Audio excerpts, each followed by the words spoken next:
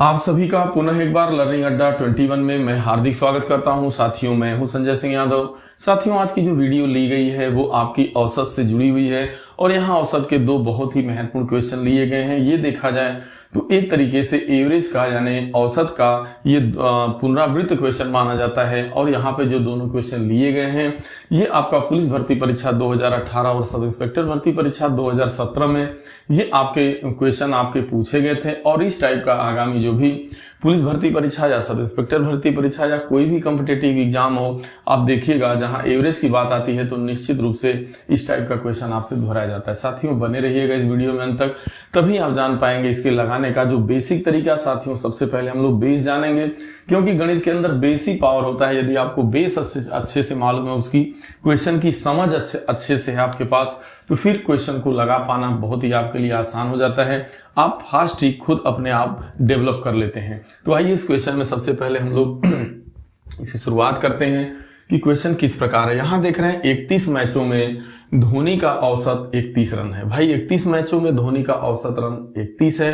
अपने औसत में 2 रनों की वृद्धि करने के लिए उसे अगले मैच में कितने रन बनाने की आवश्यकता होगी। तो यहां पर देखिए इसको आप देख पा रहे हैं कि धोनी जो है स्टार्ट में वो कितना मैच खेले भाई, 31 मैच खेले हैं और उनका जो औसत रन उन्होंने बनाया है 31 पारियों में, वो भी आपका औसत रन आप देख पा रहे हैं 31 ही है। तो यहां से इतना तो दिमाग हो ही सकता है कि यदि आपने 31 पारियां खेली और आपके उन 31 पारियों का औसत रन 31 रहा, तो आपके द्वारा टोटल कितना रन बनाया गया ये बड़े आराम से आप बता सकते हैं, कुल रन।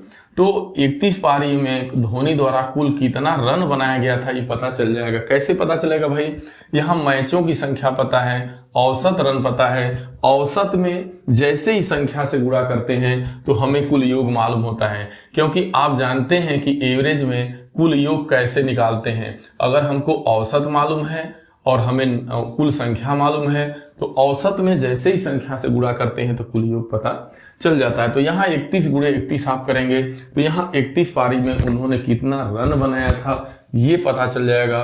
तो ये जैसे ही करेंगे आपका तो आ जाएगा 900 आपका 63 रन उन्होंने बनाया था। ठीक है, अब आगे देखते हैं भाई। अब कहता है उसने अपने औसत में, ध्यान देना, औसत रन अब 2 की, अब अगली पारी में कह रहा है कि उनको कितने रन वो बनाए कि उसका एवरेज पहले से 2 रन बढ़ जाए। भाई औसत 2 रन बढ़ाना है, यानी पहले औसत 31 था, अब 2 बढ़ाना है तो 31 में 2 जोड़ेंगे तो अब आपका जो है जो औसत रन है उसे कितना लेके जाना है भाई।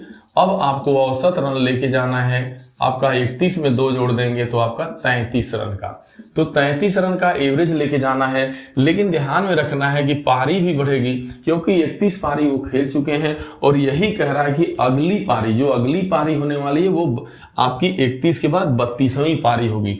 यानी जब वो 32वीं पारी खेलेंगे, यानी जब वो 32वां मैच खेलेंगे आगे वाला, तो उन्हें कितना रन वो बना दें कि आखिरकार जो है पहले से औसत 2 बढ़ जाए। तो हमें यहाँ से औसत पहले का पता है 31 का 2 जोड़ देंगे तय। अब हमें औसत मालूम है और यहाँ पारियों की संख्या मालूम है।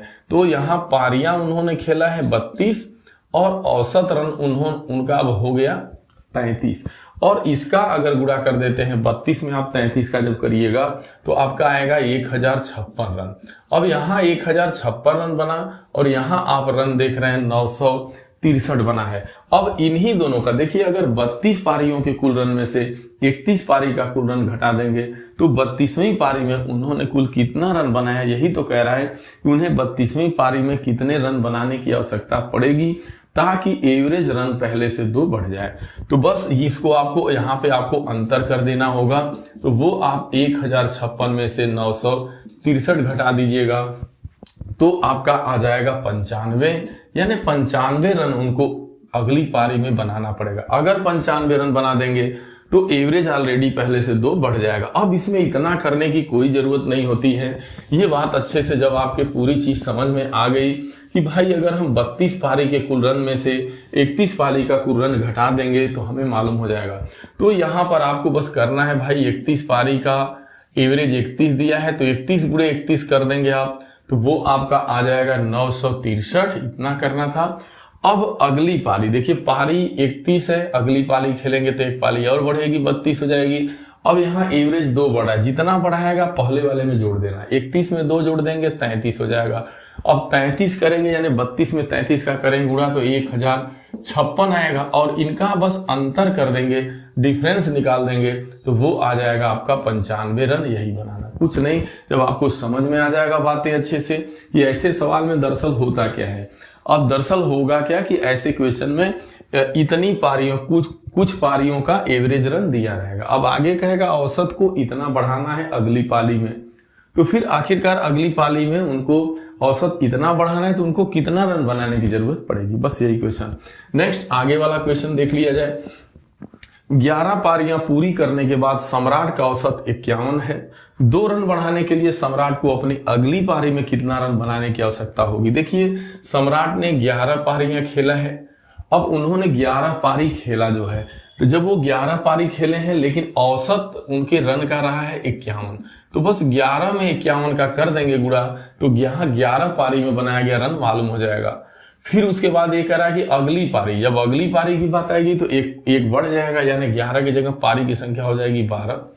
और यहाँ पर एक चीज और होगा कि एवरेज रन पहले 51 है औसत रन, अब 2 बढ़ाना है तो 51 में 2 बढ़ाइएगा तो आपका 51 में 2 जोड़ेंगे तो आपका 53 हो जाएगा, 52 53। तो बस 11 गुणे 51 करना है, 12 गुणे 53 करना है, जो आएगा इसका अंतर कर देंगे, आपका आंसर हो जाएगा। तो ये करेंगे तो 561 आएगा आपका, और 12 गुणे 53 आप करिएगा तो 636 आएगा। अब 636 में से यानी 636 में से 561 आप घटाइएगा तो ये आपका अंतर आ जाएगा यहाँ पे 75 यानी 75 रन। पहला वाला यहाँ पे आंसर आपका सही हो जाएगा। यह यूपीपी कांस्टेबल 2018 में।